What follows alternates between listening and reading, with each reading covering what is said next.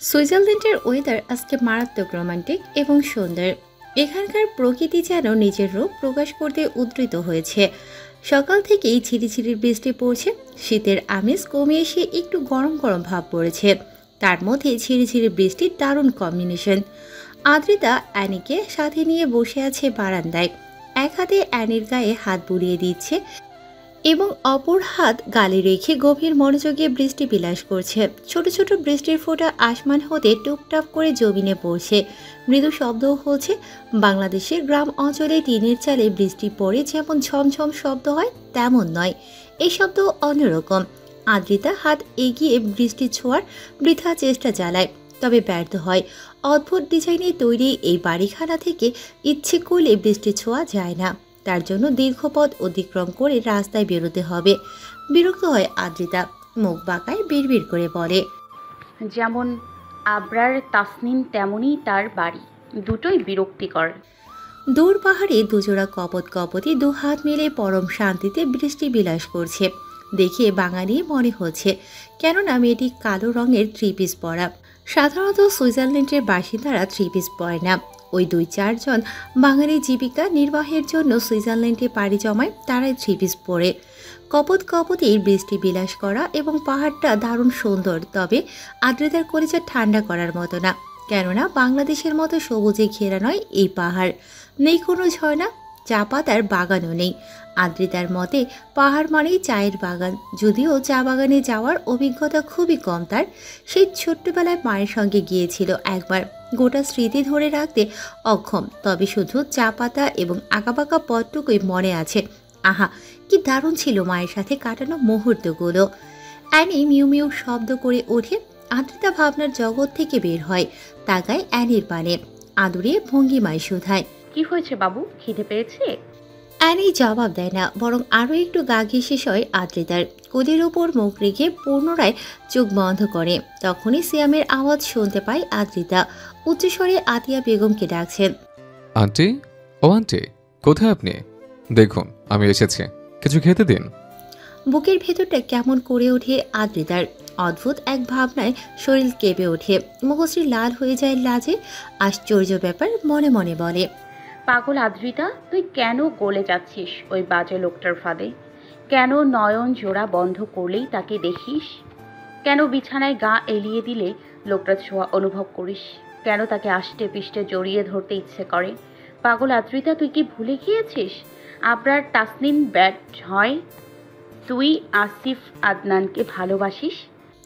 মনে মনে কথাগুলো আওড়ায় আদ্রিতা। পর মুহূর্তেই আবার মনে বলে, আবরার তাসনিন 5 দিন পরে বাড়িতে ফিরল, একটু দেখে আসা উচিত।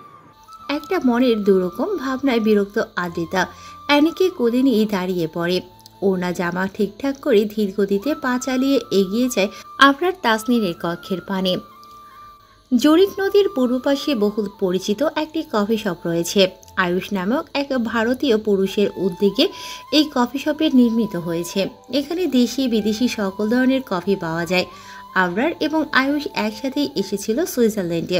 প্রথমবার সুইজারল্যান্ডের মাটিতে পা রাখার সঙ্গে সঙ্গে ধাক্কা লেগে যায় আয়ুষের সাথে। বয়সে বড়, একটু সম্মানও দেখানো প্রয়োজন এসব খেয়াল নেই।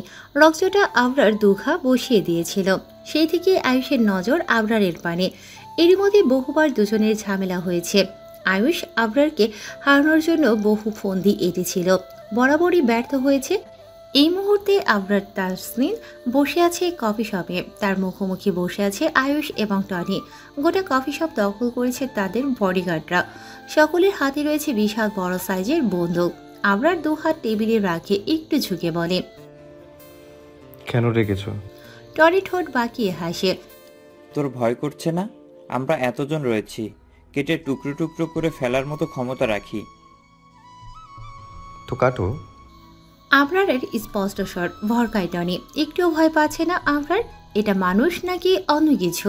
আয়ুষ হাড়ে হাড়ে চেনে আবরার তাসনিনকে, তাই হুমকি ধামকি না দিয়ে সোজা সাপটা বলে, টনির ছেলেকে কেন মেরেছো? আবরার তাসনিন কাউকে কৈফিয়ত দেয় না। আই নো, বাট তোমার লাইফ রিস্ক রয়েছে, কথা বলে মিটিয়ে নাও সবটা। আবরার নিজ দাড়িতে হাত বুলায়, গার্ডদের পানি তাকায় বাঁকা নয়নে। ব্যাস, সকলে গান তাক করে টনি এবং আয়ুষের পানে। আখি পল্লব বড় বড় হয়ে যায় ওদের, ছটফটিয়ে উঠে বলে, আরে আরে কি করছো? তোমরা তো আমার গার্ড, আবরার তাহসিনকে শেষ করে দাও। গার্ডরা যেন শুনল না সেই কথা। তাদের নয়ন আবরার তাসনিন এর বাণী আবদ্ধ, যেন সে অনুমতি দিলেই টনি এবং আয়ুষের চ্যাপ্টার ক্লোজ করে দেবে। আবরার দাঁড়িয়ে পড়ে, টেবিল হতে নিজের ফোন তুলে নিয়ে গম্ভীর স্বরে বলে, এটা ট্রেইলার ছিল। আদ্রিতা চৌধুরীর পানে তাকালে চোখ তুলে কুকুর দিয়ে খাওয়াবো, মাইন্ড ইট। শেষের কথাখানা দাঁতে দাঁত চেপে বলে আবরার। আয়ুষ বলে ওঠে, একটা মেয়ের জন্য শত্রু তৈরি করছো? তুমি চাইলে হাজার হাজার মেয়ে। বাকিটা শেষ করার আগে আবরার জবাব দেয়, একটা মেয়ের জন্য গোটা ধরনী পুষ্পের মতো সাজিয়ে তোলার ক্ষমতা রাখে আবরার তাসনিন। আর ওই একটা মেয়েকে না পেলে গোটা দুনিয়া জনমানব শূন্য করে ফেলবে এই আবরার তাসনিন। আগুন জ্বালিয়ে দেবো। বলেই বড় বড় পা ফেলে চলে যায়। পেছন পেছন গার্ডগুলো বেরিয়ে যায়। টনি বুকে হাত দিয়ে হাঁপাতে থাকে। আয়ুষ শুকনো ঢোক গেলে, টনি ভাই, আমাদের উচিত হবে না ওই মেয়ের পানে তাকানো? কি আছে ওই মেয়ের মধ্যে? কত সুন্দরী সে।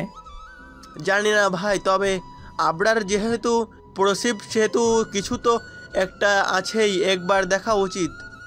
টনি ভয়ার্ত স্বরে বলে, আমার দেখার শখ নাই।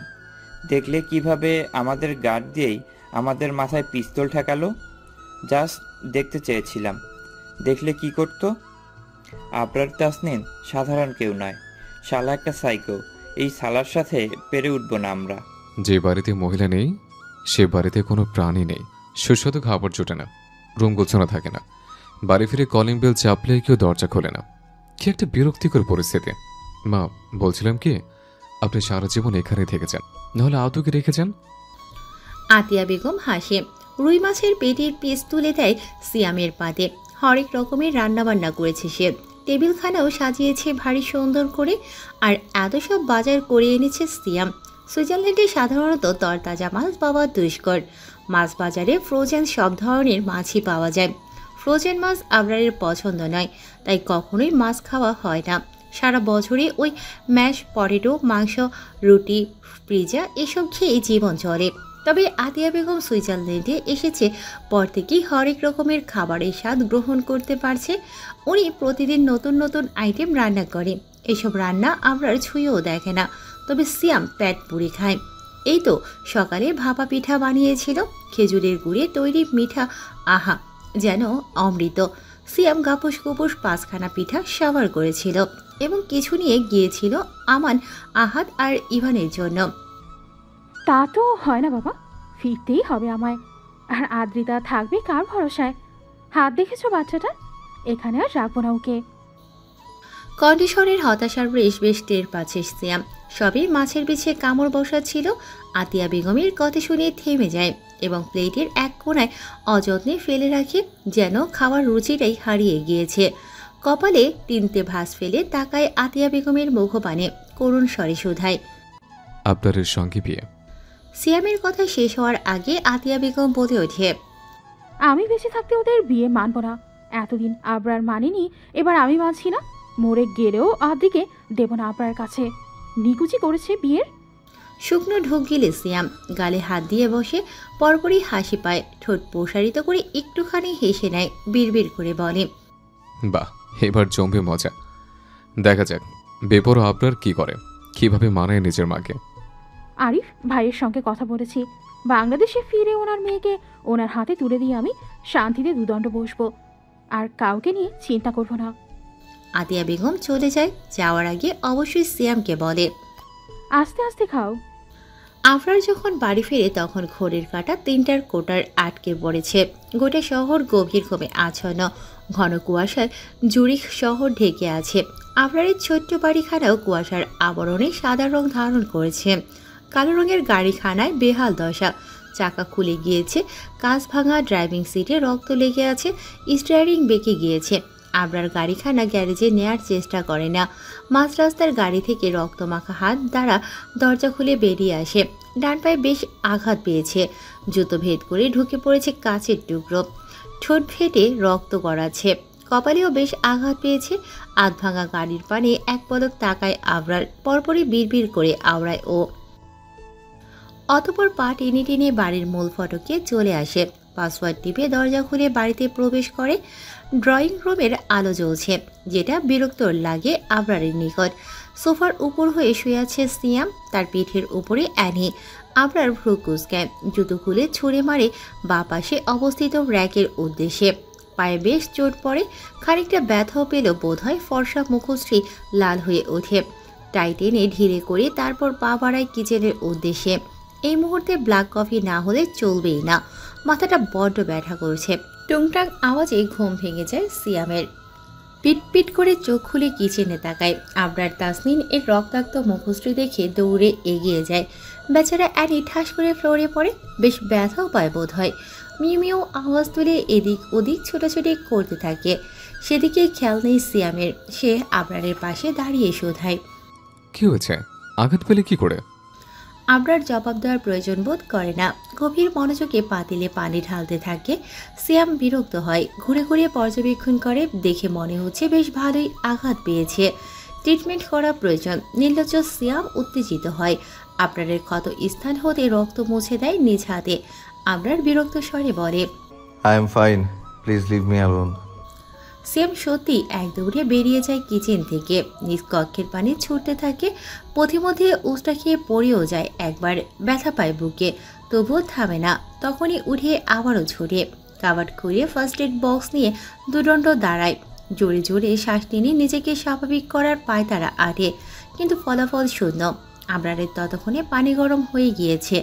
মগে পর্যাপ্ত পরিমাণে পানি ঢেলে 2 চা চামচ কফি পাউডার মিশিয়ে তা চামচ দিয়ে নাড়তে নাড়তে ড্রয়িং রুমে চলে আসে। সিঙ্গেল সোফায় আরাম করে বসে গরম মগে চুমুক দেয়। ততক্ষণে সিয়াম চলে এসেছে। হাত পা কাঁপছে তার, বুকের ভেতরটা উত্তেজনায় হাঁসফাঁস করছে। আবরারের সামান্য আঘাতে সিয়ামের কলিজা পুড়ে যায় যে। তুলের মধ্যে একটু স্যাবলন নিয়ে আবরারের ক্ষত স্থানে লাগাতে যায় সিয়াম। আবরার কড়া নয়নে তাকায়। I am fine, fucking sympathy দেখাবি না, ওয়ার্নিং দিলাম। বড়ই গম্ভীর শোনালো আবরারের কণ্ঠস্বর। সিয়াম অসহায় নয়নে তাকিয়ে থাকে। এখনো কপাল হতে রক্ত গড়াচ্ছে। আর এ ছেলে না জানি শরীরে কত ক্ষত রয়েছে। ভালোবাসি তো, তাই সব ধূর্ছাই করিস, তাই না? বেদনাদায়ক স্বর সিয়ামের। আঁখি পল্লবে অশ্রু জমেছে বেশ জানে আবরার, তবে তাকায় না, বরং আঁখি পল্লব বন্ধ করে বলে, ওই মেয়েটাকে যদি আমি প্রেগনেন্ট করে দিই তাহলে প্রবলেম সলভ হবে? সিয়াম ঠিক বুঝতে পারে না আবরার কি বলছে, তবে এটা বুঝতে পারে কাউকে প্রেগনেন্ট করে দেবে। ঘরে বউ রেখে বাইরে পরক্রিয়া। জনদৌড়দি সিয়াম তা মেনে নেবে না। ভাই, আদু তোর বউ, তাকে রেখে ওকেই প্রেগনেন্ট করব। বলিস কি? ডিস্টার্ব না করে যা এখান থেকে। মুখ বাঁকায় সিয়াম। এমনভাবে ধমকখানা দিল যেন সিয়ামই চেয়েছে জানতে চেয়েছে কাকে প্রেগনেন্ট করবে। ঢং। তখনই সিয়ামের মাথায় একখানা বুদ্ধি আসে। ফার্স্ট এড বক্স রেখে পুনরায় দৌড় লাগায় আদ্রিতার কক্ষের পানে। আদ্রিতার আজকে ঘুম আসে না। সে কখন থেকে শুয়ে আছে, এপাশ ওপাশ করছে, তবুও ঘুম ধরা দিচ্ছে না। 2 চোখের পাতায় অগত্যা বসে পড়ে। মায়ের থেকে ফোন এনেছে। কতবার ফোন করলো আসিফ আদনানের নাম্বারে, বারবার নট রিচেবল বলছে। বিরক্ত আদ্রিতা সবে বিছানা থেকে নামছে, তখনই সেখানে উপস্থিত হয় সিয়াম। আদু, আপনার অসুস্থ, হাত পা কেটে গেছে, কিন্তু ওষুধ লাগাতে চাচ্ছে না। তুমি একটু বলবে প্লিজ? আমি কি করে ভাইয়া, আমার কথা শুনবে না? আদু, প্রচুর রক্ত পড়ছে, অনেকখানি কেটে গিয়েছে। ওষুধ না লাগালে ইনফেকশন হয়ে যাবে, হাঁটতে পারবে না। আদ্রিতা ঠোঁট কামড়ে কিছু একটা চিন্তা করে, তারপর বলে, কিন্তু আমার কথা শুনবে না তো? শুনবে শুনবে, নিজ হাতে ওষুধ লাগিয়ে দেবে, তাই কিচ্ছু বলবে না। আদ্রিতা আমতা আমতা করতে থাকে। সিয়াম আরও অনেক কিছু বোঝায়, অতপর রাজি হয়। সিয়াম এইটুকু বুঝে যায় আদ্রিতার মনে আবরারের জন্য ভালোবাসা তৈরি হচ্ছে। এই নিরীহ মেয়েটা আবরার তাসনিন এর প্রেমে পড়ে যাচ্ছে। ফার্স্ট এড বক্স নিয়ে আবরারের কক্ষের পানে এগোই আদ্রিতা। বুক কাঁপছে তার। এক মন বলছে, আদ্রিতা যাস না। আরেক মন বলছে, আদ্রিতা যা, তাড়াতাড়ি যা। কোন মনের কথা শুনবে দ্বিধাবোধে ভুগছে সে। আবরারের কক্ষের দরজা বন্ধ। আদ্রিতা কাঁপা কাঁপা হাতে টোকা দেয়। ভেতর থেকে ভেসে আসে আবরারের গম্ভীর কণ্ঠস্বর, সিয়াম, ডোন্ট ডিস্টার্ব। আদ্রিতা জিভ দ্বারা ঠোঁট ভিজিয়ে নেয়, কাঁপা কাঁপা স্বরে বলে, আমি। ধূপধাপ পায়ের আওয়াজ শোনা যায়, অতঃপর দরজা খুলে যায়। আবরারের মুখপানে তাকানোর আগেই শক্ত হাতের অস্তিত্ব টের পায় নিজের হাতের ভাঁজে। এবং নিজেরকে কক্ষে আবিষ্কার করে। মূলত আবরার এক টানে রুমের ভিতর নিয়ে এসেছে আদ্রিতাকে। পরপরই দরজা বন্ধ করে দেয়। আবরার পুনরায় গিয়ে খাটে বসে। শার্ট খুলে ফেলেছে বিধায় স্পষ্ট দেখা যাচ্ছে ক্ষতগুলো। বেশ কয়েক জায়গায় চোট পেয়েছে। আদ্রিতা জিভ দ্বারা ঠোঁট ভিজিয়ে দুপা এগিয়ে যায়। হাতের ফার্স্ট এড বক্স দেখিয়ে বলে, ঔষধ লাগানো প্রয়োজন আপনার। ভালোই তো ছিলাম আমি, কেন আসলে তুমি? বড্ড অসহায় শোনালো আবরারের কণ্ঠস্বর। মনে হলো পৃথিবীর সব থেকে দুঃখী ব্যক্তি সে। বেশ অনেক দিন হলো আবরারকে দেখছে।